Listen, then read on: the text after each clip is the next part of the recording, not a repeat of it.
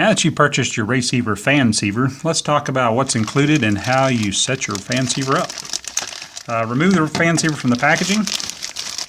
You have an owner's manual. Take a few minutes to read through that, but hopefully we can cover everything here. Comes with what we call an inexpensive disposable earbud. We recommend you looking at some of our other earbud choices on raceceiver.com. Maybe use your favorite earbuds that you use with an iPod or cell phone. Or even upgrade to a headphone so that you can block out more noise. But we do include this earbud with it so that you have something to listen to immediately. All right, take the FanCeiver out of the holster, press on the bottom. It's a little tight the first few times. Remove it. Got a battery lock here, flip that down. It's very difficult the first couple of times. Slide the battery door off. Insert the battery, positive this way. Slide it on from the very end and then lock it back in place. On the back you'll find the serial number. It says FAN 1501. This unit was manufactured, 15 is the year, 01 would be the month, so January 2015. Our toll-free numbers on the back should you have any questions, and our website. Now the FanCeiver works like many other Raceceiver products. If you've ever used a Raceceiver before, all the button features are the same. First of all, the biggest difference in this unit is it has C1 and C2. That would be channel 1 and channel 2. Channel 1 is channel 000, or what we refer to as the default channel for Raceceivers. This is the channel that 90% of all tracks in the United States use to talk to the drivers. So it'd be race control communicating with the drivers, telling them, if there's a caution lining up, black flag, any communications needed to the drivers, it's going to happen on this channel. It is programmable, so if your local track happens to use a different frequency, a different channel, then I'll show you how you can program the default channels in a minute. Channel 2. Channel 2 is set up for the PA broadcast.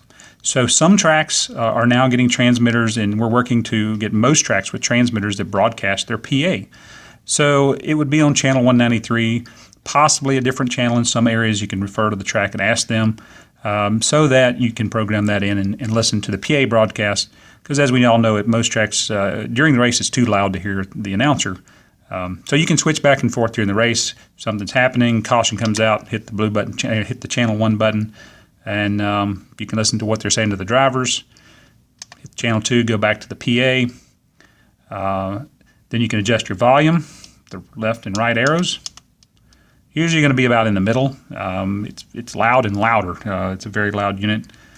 Now to change channels, if you want to change your default channel to something else, let's say the track's talking to drivers on channel 132.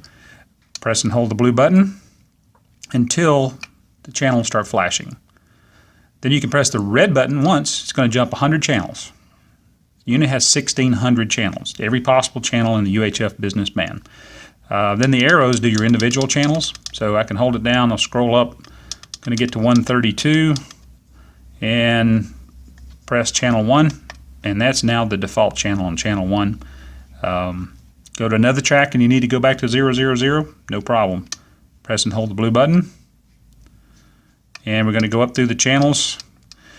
Being there's 1,600 channels, when you get to channel 1,600, stop and go one more channel, and that's 000.